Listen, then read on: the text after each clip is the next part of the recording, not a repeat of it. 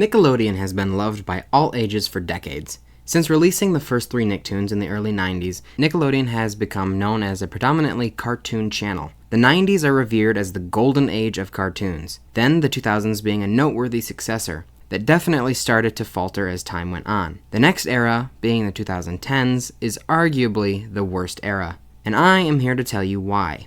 But first, a little bit of backstory.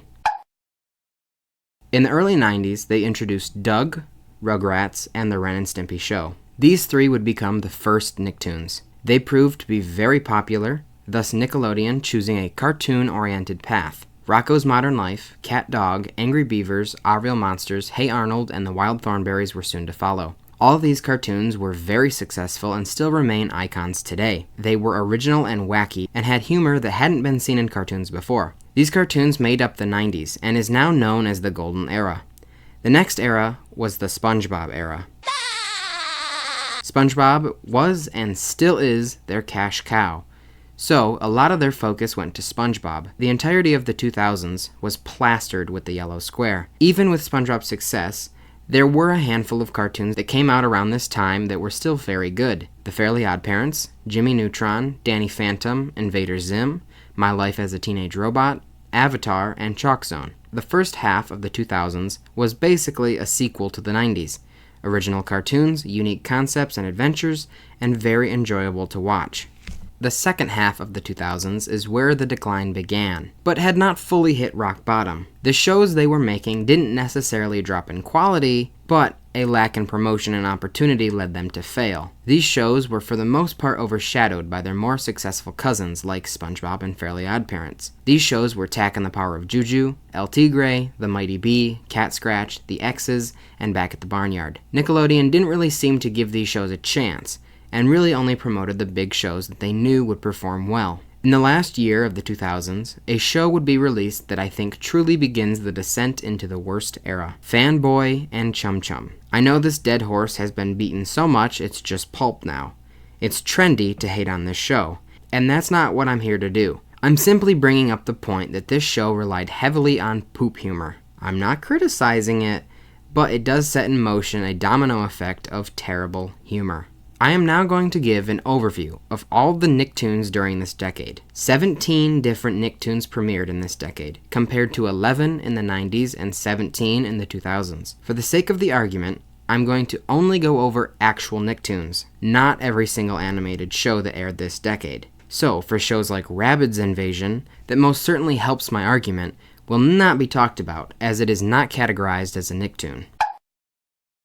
The first new Nicktoon of the decade was Planet Sheen, a super unnecessary spin-off to Jimmy Neutron. This spin-off was not well liked. Making side characters the main characters is usually a poor decision unless you're Saul Goodman. Sheen became overly annoying, the plots were too bizarre, in a bad way, and visually, the show wasn't the best thing Nick had to offer. Going back to the humor, it was definitely different. It wasn't like Jimmy Neutron.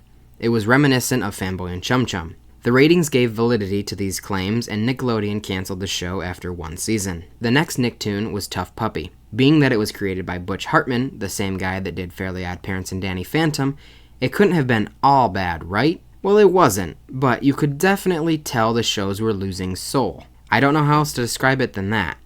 I get that I'm here to articulate my point with words, but this show feels like you took Fairly OddParents, drained the soul from it, and slapped on a spy theme. The next 2 shows are Winx Club and The Legend of Korra. They do not fit into the category of terrible. They are the very few diamonds in the rough of this decade. Robot and Monster is the next show, and it just brings more of the same. The show feels very empty, content-wise and visually. The humor this time isn't so much farting, but beating each other up and name-calling. There's nothing wrong with that humor, as it's probably the most common type of humor, but to have every joke based on it gets boring very fast. The 2012 TMNT is an all-around fine show. It gets the job done. I don't have any strong opinions on it. Sanjay and Craig are guilty of being one of the worst on the network. I could make the argument that it is worse than Fanboy and Chum Chum. It's probably not, but it's very close. It relies only on fart humor. It's like you took the worst quality out of all the popular shows at the time and put it into one to make this show. It is just another show where a human, and a non-human best friend duo go on really wacky adventures.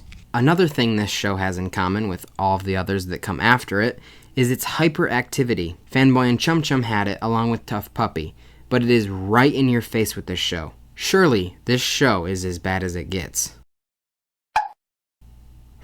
Nickelodeon really said, let's take Sanjay and Craig and make it 100 times worse.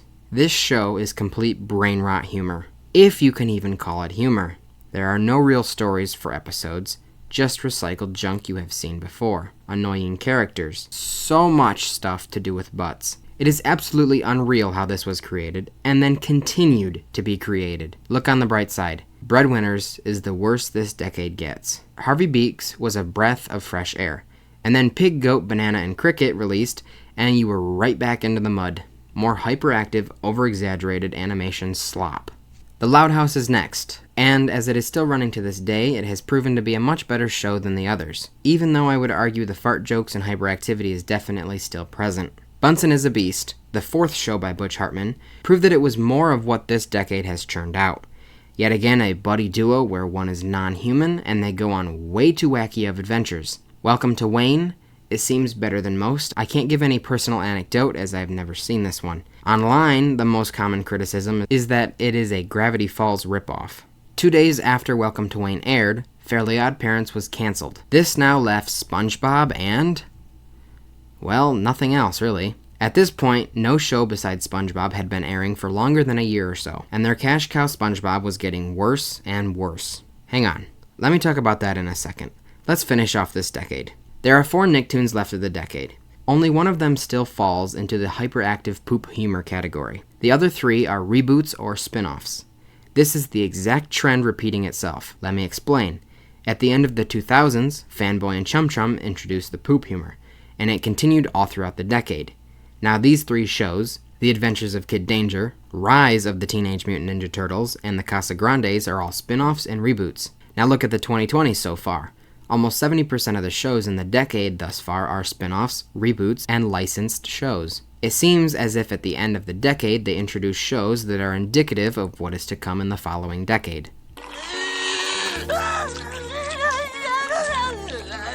Okay, now the decline of SpongeBob. It's been talked about endlessly. They say it got bad after the first movie, whatever. I'm not here to dispute anything. I'm here to say at this point SpongeBob was arguably just bad. Look up the worst episodes of SpongeBob.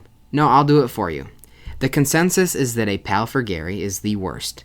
SpongeBob gets a new pet, and it tries to eat Gary. They literally rewrite SpongeBob to be dumber than usual to make the story work. Another terrible episode is One Course Meal, the episode where Mr. Krabs tortures and abuses Plankton, which is pretty out of character for Mr. Krabs. What's my point with this? These episodes came out in 2010. Most of the worst episodes came out in this decade, so not only were their new shows bad, but their legacy shows were too. Another point is the oversaturation of live-action shows. 29 live-action shows premiered in this decade, but that's not all. There were other shows that didn't premiere in the 2010s, but were still airing new episodes, making the total 33. That's a lot of shows. Some of them aren't that bad. I mean, they're sitcoms with children lead actors, they can't be that good either. But some of them are especially heinous. Fred the Show? I can't fairly talk ill of all these shows because I have close to no knowledge about them. I only watched cartoons growing up, but all you need to do is look at the numbers. 33 shows running in a span of 10 years. It has to get watered down. It has to. I know the animation studio is probably completely separate from the live-action studio, with completely different budgets and everything, but I really wish more effort would have been spent on the cartoon side rather than live action. You can clearly tell where Nickelodeon's focus went into this decade, and I believe this is a small contributing factor as to why the cartoons were so bad. Why did they cling to this type of humor? What made them think it was successful and funny? I can't tell you that. The only reason I can hypothesize, and it's a stretch, a long stretch, is for shock value. YouTube was becoming very successful and popular in the early 2010s, and by the mid-2010s was huge. The network saw this huge shift in viewership, where the kids, instead of watching cartoons, were watching their favorite YouTubers play video games, or vlogging or what have you. I'm guessing maybe this was their attempt to catch people's eyes and be like, look at us, we have this crazy, wacky, over-exaggerated junk. Look, I know that's not a very good reason, but I'm scraping the bottom of the barrel. I can't think of any other reason why any executive in their right mind would approve the poop humor. Not much has changed into the 2020s. The poop humor shows are definitely decreasing in quantity. However, they are just being replaced with reboots, spin-offs, and other licensed IPs. We're definitely in a reboot era right now. Everyone is doing it, and there aren't tons of unique new movies or shows. It only makes sense that Nickelodeon follows suit. Make sure you check out my other videos. I have quite a few about Nickelodeon and other cartoons. If you could please subscribe. I'm literally so close to 1,000 subscribers, and you hitting that button will help me greatly. Thank you for watching.